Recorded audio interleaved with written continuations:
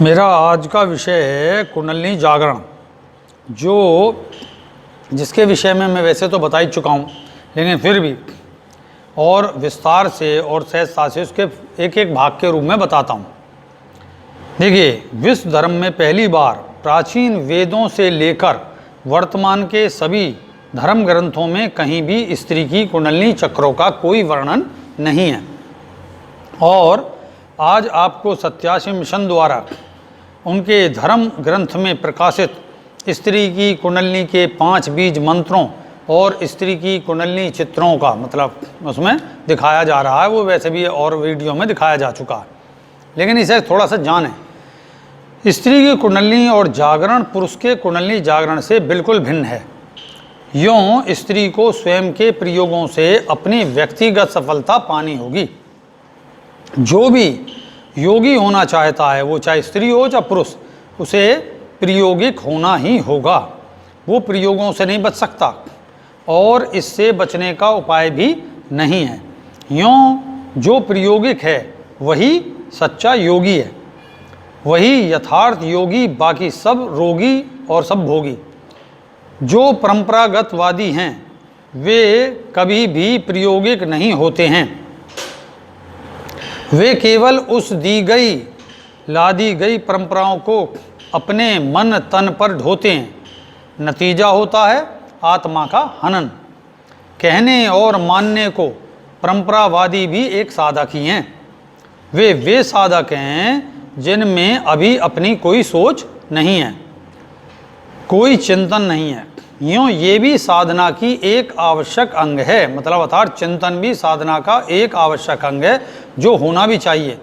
यही इसी अवस्था को जब वे ढोते ढोते थक जाते हैं, अर्थात परंपराओं को ढोते ढोते थक जाते हैं, उनमें किसी प्रकार का कोई चिंतन नहीं होता, तो तब उनमें उसके प्रति क्रांति आती है कि मुझे कुछ करना चाहिए, मुझे समझ में नहीं आ रहा कि ये कैसे होता है, जो इससे कैसे प्राप्त नहीं हो पा रहा।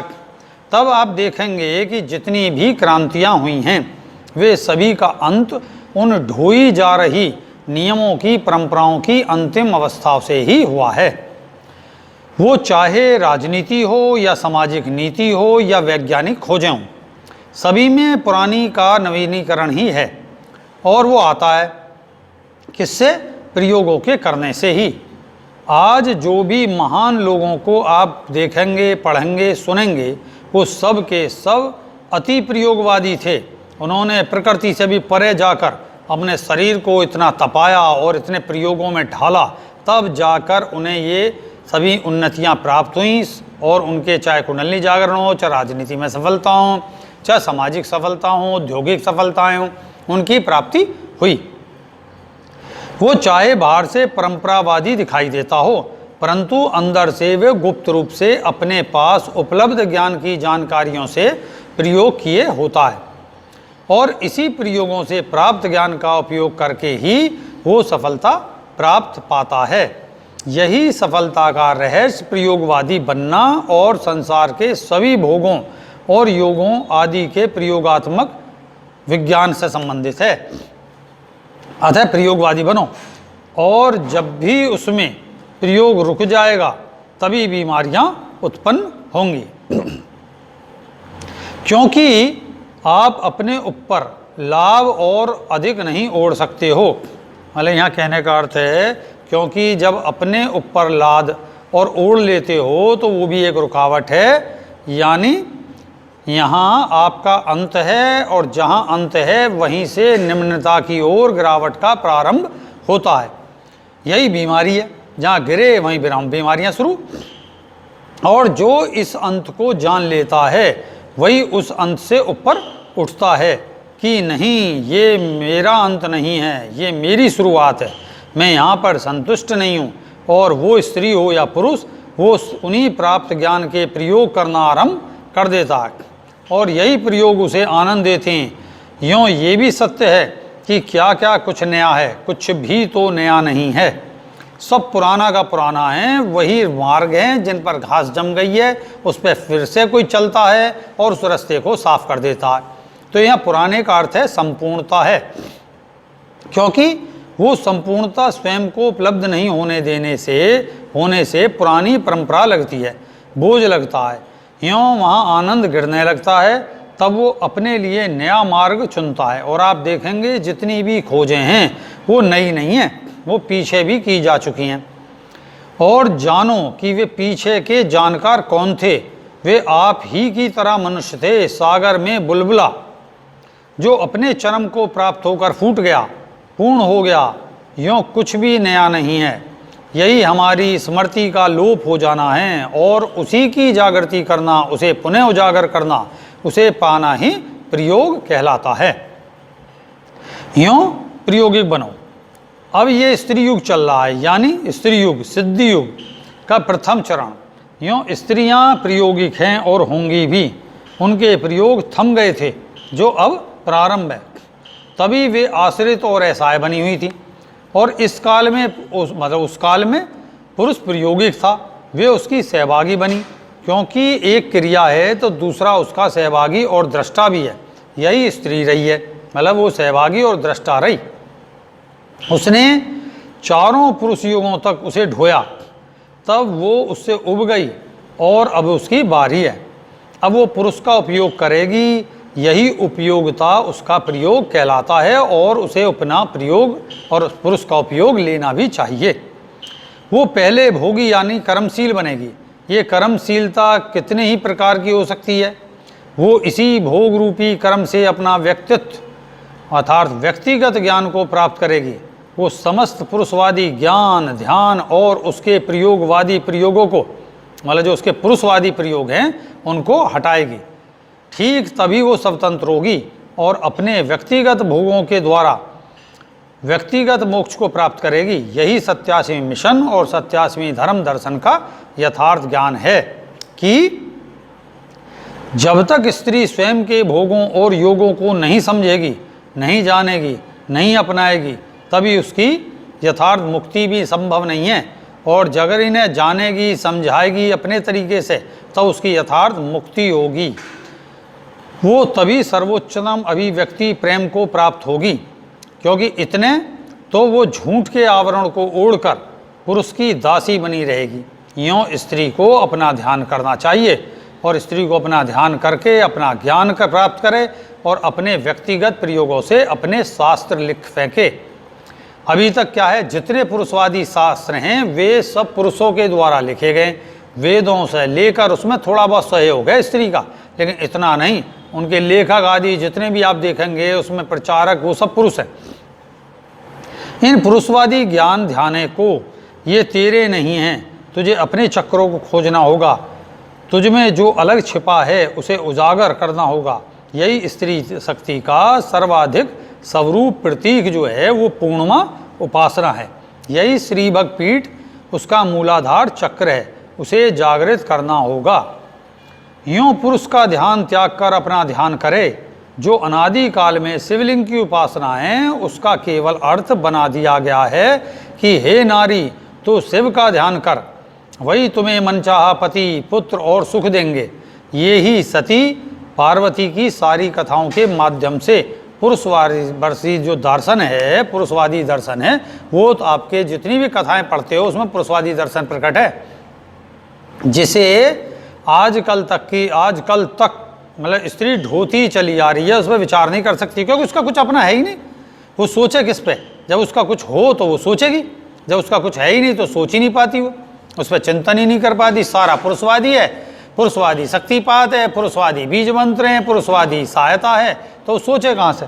आज तक किसी स्त्री कोई ऐसी धर्मगुरु हुई नहीं है, जो है वो सब की सब वही प्रचारक है। किसकी? पुरुषवादी दर्शन की। यूँ स्त्री को अपने पुरुषवादी दर्शन, अपने जो स्त्रीवादी दर्शन हैं उसको बनाना होगा, खोजना होगा। उसे पुरुषवादी गुरुत्व मतलब जो गुरुवाद है उससे भी ऊपर आना होगा। ये नहीं कि नाम को तो गुरु बनी बैठी है, लेकिन वही सब कृष्ण, राम, महावीर, स्वामी इनके ही गा रही है वो, जबकि उसे अपना गाना होगा, अपना ढूंढना होगा, अपने विषय में बात करनी होगी। उसे केवल उस गुरु से अपने विषय में जानना होगा और तब उसमें मतलब अगर वो किसी गुरु, पुरुष गुरु के पास गई भी है तो उसे जानना होगा कि मैं कौन हूँ। ये नहीं कह देने से काम चलेगा तुम तो लिंग भेद से परे आत्मा हो, ये सब नहीं चलता, ये सब मिथ्यावादी दर्शन है। और जब उसमें अपने प्रयोग और अपने ध्यान से वो करने होंगे, उसे कुंडलिनी शक्ति को जगाना होगा, जो उसकी व्यक्तिगत कुंडलिनी शक्ति है, जो कि पुरुष की कुंडलिनी से बिल्कुल भिन्न है। जब उसका शरीर भिन्न है, उसका बीज भिन्न है, उसकी पूरी स्ट्रक्चर सब कुछ भिन्न है, तो वो कुंडलिनी शक्ति जो उसके अंदर है, पुरुष के अंदर नेगेटिव है और स्त्री के अंदर पॉजिटिव है। और देखिए, वैसे भी पुरुष के अंदर एक्स और वाई रूपी शक्ति है और स्त्री के अंदर एक्स एक्स रूपी शक्ति है। चूँकि जितने भी भोग शास्त्र हैं, जैसे काम शास्त्र, वो वात्सायन पुरुष ऋषि की खोज है, योग शास्त्र पातंजलि की है, गोरखनाथ का हठ योग आदि सब पुरुषों के लिए, पुरुषों के ब्रह्मचर्य के प्रयोगों को है। इसमें सबसे के सब पुरुष की कुंडलिनी जागरण को ही रखकर लिखे गए हैं, तभी पुरुष पूर्ण हुआ है। स्त्री को अपनी पूर्णता को, अपनी कुंडलिनी का चित्र और अपनी कुंडलिनी का ज्ञान खोजना होगा, क्योंकि जितनी स्त्रियां शिष्यां हैं उनके गुरु पुरुष हैं। पुरुष ने अपने व्यक्तिगत शक्तिपात उनमें किया। जैसे आप देखोगे कि विवेकानंद ने जब भगने वेदिता उसके पास आई तो केवल उसके वक्षस्थल को स्पर्श करके उसे शांति तो दे दी, लेकिन उसमें उस तरीके की कुंडलिनी जागरण नहीं हुआ जैसे रामकृष्ण ने विवेकानंद में कुंडलिनी जागरण किया। तो जागृति हुई उन पुरुष में, यूँ स्त्री वहीं की में रह गई। वो एक राजनीतिक प्रोटेक्शन और राजनीतिक प्रचार और सत्य उनको मिशन को जो है विवेकानंद मिशन को फैलाने में लगी रही। यूँ स्त्री की व्यक्तिगत बल पर जागृति नहीं है, माना कि शक्तिपात आवश्यक है, पर वो उस शक्ति से केवल एक प्रारंभिक ध्यान में स्थित हुई। मतलब अगर किसी पुरुष ने स्त्री में शक्तिपात कर भी दिया तो वो पुरुष सहयोग हुआ, स्त्री की अपनी व्यक्तिगत शक्ति जागृत नहीं हुई। उसके अंदर व्यक्तिगत वैराग ज्ञान आने पर ही वो जो पुरुष के द्वारा शक्तिपात किया गया जब फलित होगा। इतने नहीं, इतने केवल मूलाधार में कुल होने से बस थोड़ा बहुत जो है स्फुरण कुंडलिनी का जो है अपना थोड़ा सा स्तब्धता, कंपन, नौली, भस्त्रा ये आदि होती रहेंगी, लेकिन उसे कभी कभी दृश्य दिख गया, लेकिन व्यक्तिगत दृश्य उसे प्राकृतिक दिखेंगे, लेकिन उसे ज्ञानात्मक दृश्यों की प्राप्ति बिल्कुल नहीं होगी। और ये होता भी है, परंतु जिसमें वो केवल दृश्य देखती है उससे आगे नहीं बढ़ती, क्योंकि गुरु जो है वो पुरुष है, वो शक्तिपात यानी देता है, रेचक करता है, यूँ पुरुष कहलाता है। और उस पुरुष की शक्ति से स्त्री को शक्ति मिलकर केवल मूलाधार में एक सूक्ष्म प्राण रमण जो घटित होता है, मतलब एक स्तर पर सूक्ष्म शक्तिपात का, जिसे आमतौर पर बाहरी तौर पर भोग कहते हैं, लेकिन योग में उसे रमण कहा गया है, तो उसे एक सूक्ष्म रमण भोग घटित होता है और इसी साधक का मूलाधार खुल जाता है। अर्थात स्त्री का जो मूलाधार है वो खुल जाने पर उसका मूलाधार में प्रवेश होने के बाद साधक की अपने बल पर साधना का प्रारंभ होता है। यही स्त्री का भी हुआ। जो आजकल सिद्ध संत महिला हुई और हैं, वे भी केवल पूर्वजन्मों की पुरुष गुरुओं के शक्तिपात से इस अवस्था में पहुंची गई हैं। यूँ उनके किसी भी शिष्य को समाधि या आत्म साक्षात्कार नहीं हुआ है, क्योंकि वे केवल उस पूर्व प्राप्त पुरुष गुरु से केवल कुछ ही सिद्धिपाद की अवस्था में ही पहुंच पाई। उनकी अभी योग शास्त्र मतलब योग यात्रा का प्रारंभ है, अभी अंत नहीं है। उन्हें तो बहुत जन्म लगेंगे, चूँकि स्त्री पुरुष से भिन्न है, उसकी कुंडलिनी में भिन्न है, क्योंकि स्त्री के मूलाधार में ग्रहण और त्याग की शक्ति है। यूँ वो अपने पुरुष के बीज को मिलाकर एक नवीन जीव स्त्री या पुरुष को पोषित करती है। यूँ उसके मूलाधार के भी दो भाग हैं, एक मूत्र मार्ग और एक योनि मार्ग, और यहीं से गर्भ शिशु को पोषित कर सृजित करती है, अर्थात जन्म देती है। तब आप स्वयं देखेंगे कि स्त्री का मूलाधार बिल्कुल भी मतलब बिल्कुल ही भिन्न है। ये नहीं कि पुरुष का सृजन करता है, पुरुष रेचन करने के बाद बीजदानघात एज इट रहता, जैसा पहले था वैसे ही विवाह के बाद, और स्त्री में कन्या से स्त्री माँ अनेकों परिवर्तन होते हैं। वैसे भी तंत्र और यंत्र में भी उल्टा त्रिकोण के रूप में चित्र जो दर्शाया गया है, स्वादिष्ठान चक्र भी यूँ करके भिन्न है, क्योंकि स्त्री के अहंकार यानी स्वयं के अस्तित्व के बोध में और उस अस्तित्व के प्रकट होने में भी अंतर है, और नाभि चक्र भी अंतर है, अर्थात नाभि चक्र भी भिन्न है, क्योंकि स्त्री ही ऐसी पृथक शक्ति है जो स्थूल शरीर में भी नाभि से जीव संतान को जोड़ती है, फिर पोषित करती है, फिर उसके हटाने के उपरांत अर्थात उसको देने के उपरांत भावों का भी पोषण करती है। इसलिए जो कहते हैं कि भाई गर्भ के समय पे स्त्री को अच्छे शुभ संस्कार ध्यान करना चाहिए, उसे शुभ चीज़ें अपने विचार सब चीज़ रखनी चाहिए, शुभ ग्रंथों को पढ़ना चाहिए, शुभ आचार व्यवहार रखना चाहिए, भोगवादी दर्शन से परे रहे। अब आते हैं स्तन के भाग पर, उसका चक्र भी यहाँ भिन्न है। देखिए स्तन भिन्न है, पुरुष में स्तन नहीं होता, इसलिए जो हृदय से संबंधित है कंठ तक का चक्र वो स्त्री में भी भिन्न होता है, चाहे उसका संबंध पेट के चक्रों से है और चाहे उसका स्तन से लेकर कंठ तक का है। वाणी तक भी भिन्न है, आप स्त्री की वाणी देखिए, पुरुष की वाणी देखिए, परंतु ये भी भिन्न है और हृदय चक्र भी भिन्न है। वहाँ पुरुष से अधिक भाव और भावनाओं की अभिव्यक्ति सामान्यता जीवन में भी अधिक दिखाई देती है, तो उस चक्र के जागृत होने पर भी कितनी अधिक और विशाल होगी, ये चिंतन ज्ञान का विषय है। कंठ स्वर अभी मैंने पहले ही बताया भिन्न है, यूँ कंठ स्वर भी भिन्न होता है, कंठ चक्र भी भिन्न है, और स्त्री के आज्ञा चक्र में पुरुष के आज्ञा चक्र से भी भिन्नता है, क्योंकि स्त्री प्रारंभ से पालन करता, सृष्टि करता, वो विध्वंसक है, विध्वंसक नहीं है। अर्थात सृष्टि करता है, पालन करता है, विध्वंसक करता नहीं है, न्याय करता है। यूँ सृजन करता है, यूँ ही उसे प्रकृति कहा गया है, और वही सदा जागरूक भी है। यूँ उसकी आज्ञा में त्याग नहीं है, विध्वंसता नहीं है। वहाँ पर जो है आप देखेंगे कि जो है यूँ ही स्त्री को प्रकृति कहा गया है। आप ये देखें कि प्रकृति में वैसे तो कई तत्विक गुण हैं, जो पुरुष प्रधानता भी है उसमें, और लेकिन स्त्री प्रधानता ज़्यादातर आप देखोगे स्त्री प्रधानता ही प्रकृति में अधिक है। यूँ आप देखेंगे वो सदा जागरूक है, यूँ उसकी आज्ञा में त्याग नहीं है, मतलब उसकी आज्ञा में त्याग नहीं है, विध्वंसता नहीं है। वहाँ जीव यानी अपने से उत्पन्न संतान के प्रति उसका क्रोध भी पुरुष के क्रोध से भिन्न है। वो वहाँ पर बहुत क्रोधित होते हुए भी जो है विनाशकारी नहीं होती। स्त्री का क्रोध भी अपनी संतान को लेकर पालन करता, सुधारवादी क्रोध यानी ऊर्जात्मक होता है।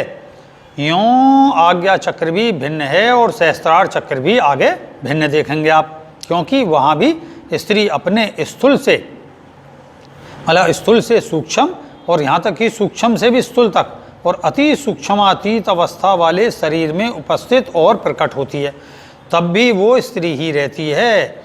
वह स्त्री संपूर्ण शक्ति बनती है और उसमें क्या परिवर्तन लाएंगे, अब देखें उसमें क्या परिवर्तन आएगा। वो क्यों शरीर से परे होगी, वो लिंग भेद से परे होने और कहने के सिद्धांत से भी परे नहीं होती है, क्योंकि मूल ईश्वर में मिलन का अर्थ भी स्त्री और पुरुष का परस्पर प्रेमा अवस्था का नाम है।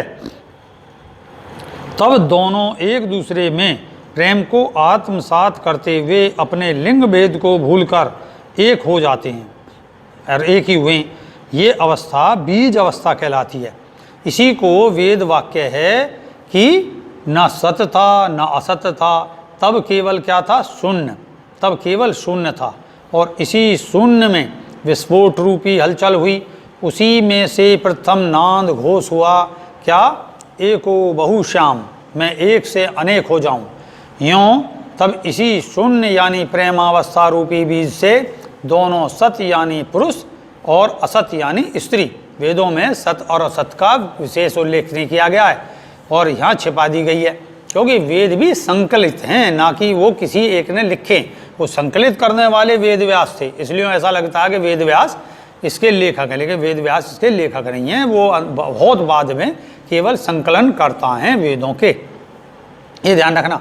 इसलिए सत का अर्थ है पुरुष और असत यानी स्त्री अपनी अपनी व्यक्तिगत चेतना में आए, उन्हें अपना शारीरिक बोध हुआ और दोनों ने असीम संतान की सृष्टि को अपनी सहमति दी। यही जो है चारों वेदों का या मूल वेद, वेद का अर्थ है विस्तृत होना, विस्तार, बड़ा होना, यही वेद अर्थ है। और तब यही आप देखेंगे कि स्त्री स्त्री है और पुरुष पुरुष है, तब दोनों में लिंग भेद कहाँ हुआ, अर्थात नहीं हुआ और नहीं होगा, और होगा भी क्यों, क्योंकि दोनों अपनी अपनी अवस्था में संपूर्ण हैं। यही यहाँ का रहस्य है। आप समझ गए होंगे कि दोनों की आदि से अंत तक कुंडलिनी बिल्कुल भिन्न है। शरीर भिन्न, मतलब बीज भिन्न, शरीर भिन्न, ऊर्जा भिन्न, तो कुंडलिनी भी भिन्न और उनकी आत्मिक वृत्ति भी भिन्न। वो पहले प्रारंभ में जो है अपने अंदर अपने स्वयं की उपस्थिति का पाएंगे, तो पुरुष पुरुष के दर्शन पाएगा और स्त्री स्त्री के दर्शन पाएगा। हाँ, अगर भोग संस्कार संयुक्त किसी रूप के दर्शन कर रहा है तो रमण के रूप में उसे स्त्री पुरुष के युगल दर्शन होते हैं, लेकिन अंत में स्वयंभू अपने दर्शन होते हैं। यही आत्म साक्षात्कार, जो उसकी अपनी व्यक्तिगत आत्मा है, उसके साक्षात्कार होते हैं। इसके बाद और भी बतेरी अवस्थाएं हैं। अब यहाँ सारे जैसे कि अब तक वर्तमान में आपने पाए होंगे पुरुषवादी कुंडलिनी के चित्र जो दर्शाए गए हैं, उसमें जो पंचाक्षर कुंडलिनी बीज मंत्र कहा गया है शास्त्रों में, वो है पुरुष का लंब, वम, रम, यम, हम। पुरुषवादी ये बीज मंत्र जो हैं उनका अर्थ इस प्रकार से है, जो आज तक किसी भी ग्रंथ धर्म में नहीं दिया गया। कैसे, उसे बताता हूँ। सामान्य अर्थ है, ये मैं एक बार टहल रहा था तो मुझे जो अचानक अंतर्दृष्टि के सामने ये सब विषय उत्पन्न हो गए। सामान्य है, कहीं भी नहीं लिया गया कि लंब का बीज अर्थ क्या है, बस लम लम चिल्लाते हो, ऐसे लम लम से कुछ नहीं होता। लंब का अर्थ है पुरुष लिंग का संक्षिप्त जो है शॉर्ट फॉर्म लम है, ये मूलाधार है पुरुष का लिंग जो है। वम जो है वो पुरुष का वीर्य का संक्षिप्त रूप है, अर्थात वीर्य उसका संक्षिप्त रूप है वम। रम जो है वो है नाभि चक्र का रम, यानी रमण, यानी पुरुष में जो व्याप्त हैं आकर्षण विकर्षण शक्ति, मतलब वैसे तो उसकी शक्ति है, विकर्षण शक्ति माइनस का संक्षिप्त रूप अर्थ है। यानी स्त्री में जो आकर्षण शक्ति प्लस है, उससे मिलकर जो क्रिया योग को संपन्न होता है वह रमण है, वो नाभि में होता है, तभी नाभि से सृष्टि को आ गया है, तो वहाँ का बीज मंत्र है रम। क्रिया में चूंकि अगिन होती है इसलिए अगिन का बीज मंत्र रम कहा गया है। चौथा आता है हृदय चक्र पर यम, यानी पुरुष योनि। यहाँ योनि का अर्थ सामान्य योनि स्त्री वाली ना लगाएं, यहाँ पुरुष योनि का अर्थ है लिंग भेद अर्थ, मतलब जैसे मैं पुरुष योनि में उत्पन्न हुआ, इसका संक्षिप्त रूप है ये आत्मा पुरुष योनि में जन्मी है, इसलिए यम योनि से तात्पर्य है पुरुष योनि से। इसका हृदय बीज, बीज और ये कहाँ का है, हृदय चक्र का। हृदय भावनाओं का केंद्र है, इसलिए वहीं पर अपनी उपस्थिति का एहसास होता है। अब आता है पांचवा कंठ चक्र, पंच तत्व के रूप में, इसे वैसे आकाश तत्व भी कहा गया है। हम यानी पुरुष की स्वरूप की उपस्थिति का संक्षिप्त अर्थ है हम माने मैं खुद, हम। तब वो जो है पुरुष यहाँ पे अपनी स्वयं की उपस्थिति का अनुभव करता है और विश्वव्यापी या आकाश व्यापी होने के बाद विराट हो जाता है। यहीं तक ये पंचतत्व की साधना है। समझ आया होगा कि ये पांच बीज मंत्र केवल पुरुष और उसकी शक्ति को ही दर्शाते और प्रकट करते हैं। बाकी 7 चक्र मूलाधार चक्र से सहस्त्रार चक्र तक का अर्थ दोनों के लिए लगभग समान है, क्योंकि यहाँ पर कोई भिन्नता नहीं है।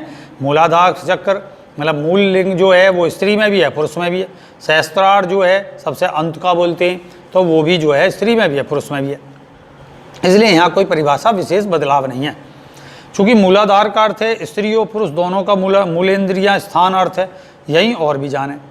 यूँ इन पुरुष बीजों में लम वम यम मतलब लम वम रम यम हम से स्त्री की कुंडलिनी नहीं जागृत कर सकते। सोचना पे आपको समझ में आ जाएगा। और ना ही ये गायत्री मंत्र के बीज मंत्र भूर भुय और स्वह से जागेगी, क्योंकि इन मंत्रों के प्रथम दात्री ब्रह्मा और प्रथम दृष्टा विश्वामित्र पुरुष ही हैं, मैं कहीं भी स्त्री नहीं है।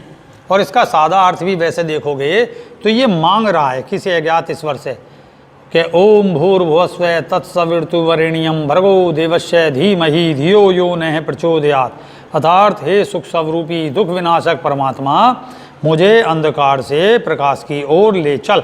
इससे ज़्यादा कोई इसका अर्थ नहीं है। तो इसकी कुंडली जागरण के उपरांत इसमें पुरुषवादी दर्शन जो है, ये जो है भूर भुय और स्वय, ये पुरुष के जो हैं तत्व हैं, जो उसका पुरुष तत्व, उसके अंदर का स्त्री तत्व और स्वय उसका बीज, मतलब भूर जो है वो है पुरुष तत्व, और जो भुए है वो पुरुष के अंदर का स्त्री तत्व, और जो स्वे है वो उसका स्वयं का बीज है। ये हैं इसलिए तीनों।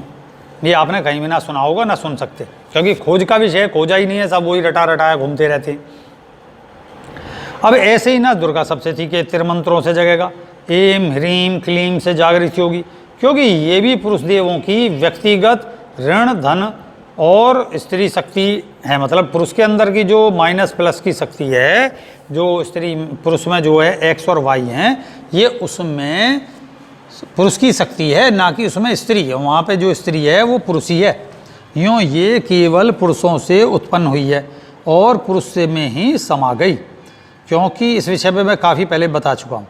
क्योंकि स्त्री के बीज मंत्र बिल्कुल भिन्न हैं, क्योंकि स्त्री का स्थूल शरीर रज यानी XX ही पुरुष के बीज वीर्यदानी XY से भिन्न है। तब स्थूल बीज भिन्न है तो सूक्ष्म भी भिन्न है, और यही स्त्री को खोजना है, और उसे खोजना ही होगा, अन्यथा खोज ही नहीं होगी तो कभी भी स्त्री की कुंडली जागृत नहीं हो सकती। ये पक्का है। और खासकर पुरुष के सहयोग से केवल थोड़ा बहुत मैं पीछे बता चुका, मूलाधार में जागृति होगी, थोड़ी बहुत वस्त्रा चलेंगी, थोड़ी सी नौली चलेगी, कंपन होगा, शरीर कांपता रहेगा, इससे ज़्यादा कुछ नहीं होने का। तो अभी तक केवल पुरुष की कुंडली अपने में पूर्ण जागृत होते हुए भी वो भी अपूर्ण ही है, क्योंकि वो इस ब्रह्म का एक अधूरा भाग है।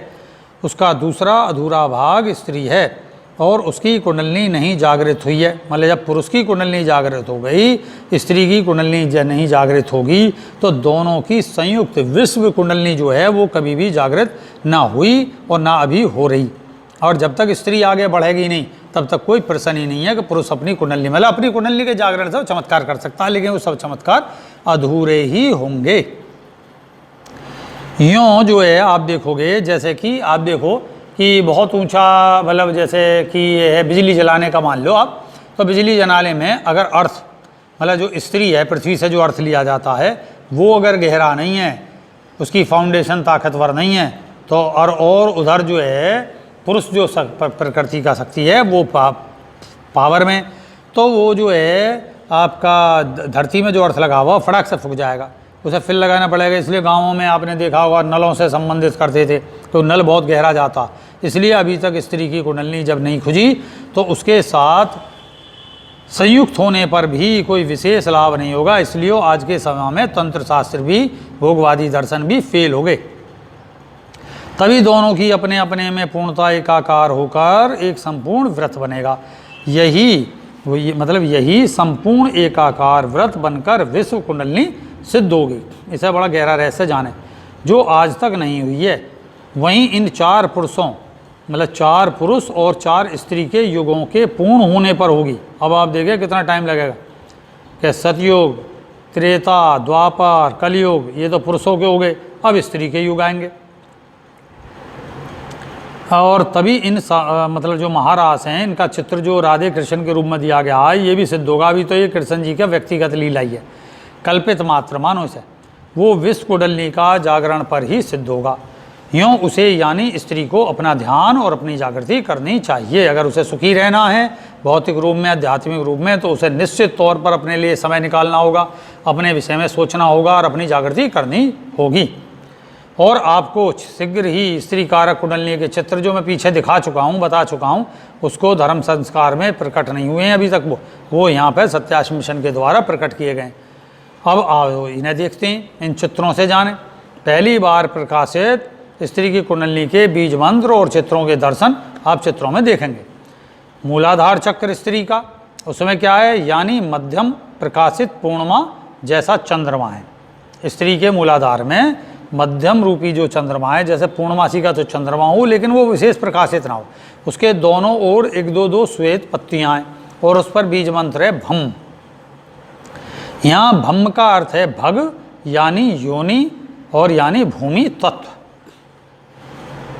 और फिर आता स्वाधिष्ठान चक्र, हरित प्रकृति पर बैठी हुई। यहाँ पर आपको क्या दिखाई देगा, हरित पृथ्वी जो है उस पर बैठी हुई हरे रंग की एक साड़ी पहने हुए सांवले रंग की स्त्री, जिसका बीज मंत्र है गम, अर्थात गर्भ, अर्थात भूण, अर्थात ग्रीष्म और अर्थात अगिन।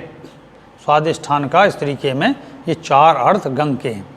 फिर नाभि चक्र है स्त्री का तीसरे नंबर पर, ये भी हरित प्रकाशित पृथ्वी पर अर्ध लेटी हुई सांवले रंग की स्त्री से ही संयुक्त है।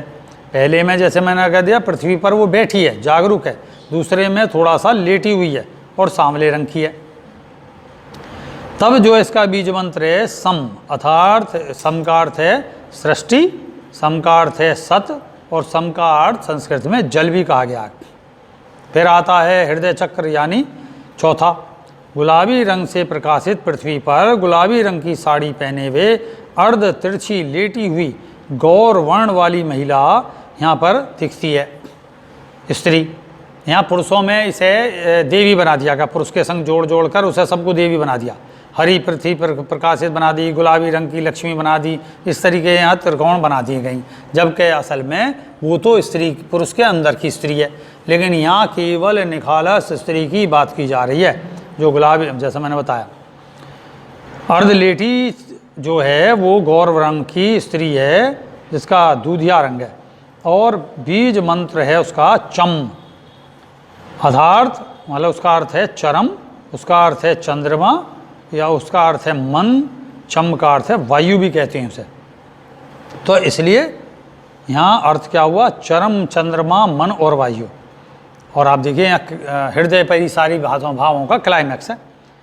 और फिर 5वां है कंठ चक्र, ये गुलाबी रंग की यहाँ पर जो दर्शन होते हैं, ये गुलाबी रंग वाली पृथ्वी और उस पर मतलब ये पृथ्वी तो खुद स्त्री है और उस स्त्री के ही अधीन है ये कंठ चक्र स्त्री के अंदर। और उसका बीज मंत्र है मम, अर्थात है मम माने मैं, यानी स्वयं, यानी ज्ञानी।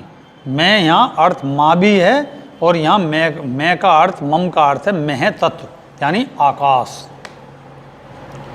छठा चक्र है आज्ञा चक्र, यहाँ केवल स्निग्धता लिए दूधिया रंग का प्रकाशित चंद्र की पूर्णिमा से चारों ओर अनंत में बरसता हुआ अद्भुत प्रकाश है। ऐसा लगेगा जैसे आंख उठाकर देखने पर इस स्थान पर निराकार प्रकाश है, जाने कहाँ से आ रहा है, मेरी आंखें फूट जाएंगी।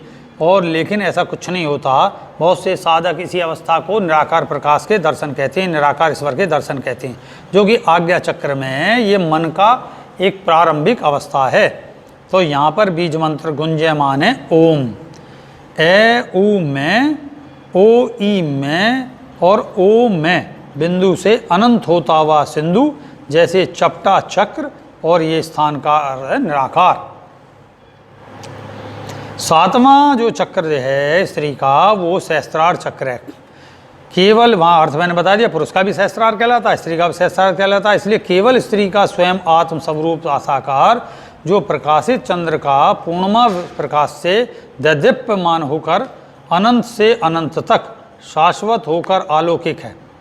तब पाठक गण ये देखना कि आप चारों ओर इस लेख और चित्र से विषय चुराकर नवीन चित्र और लेख बनाकर आपको दिखाए जाएंगे।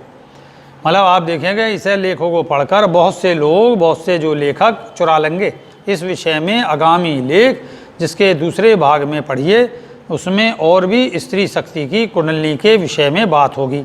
और इसके लिए हमारे विस्तृत जानकारी के लिए सत्यास्मी धर्म ग्रंथ को पढ़ें। सत्यास्मी धर्म ग्रंथ को प्राप्त करने के लिए श्री सत्य सिद्ध पीठ, जो हमारा जो सत्यम सिद्धाश्रम पीठ है, उस आश्रम पे संपर्क कर सकते हैं।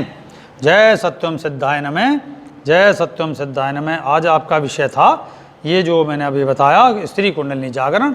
ध्यान से सुने, बार बार स्मरण करें, बार बार चिंतन करें, बार बार इन बीजों मंत्रों का जाप स्मरण करें, तो आप पर कृपा होगी और स्त्री को जानना ही होगा।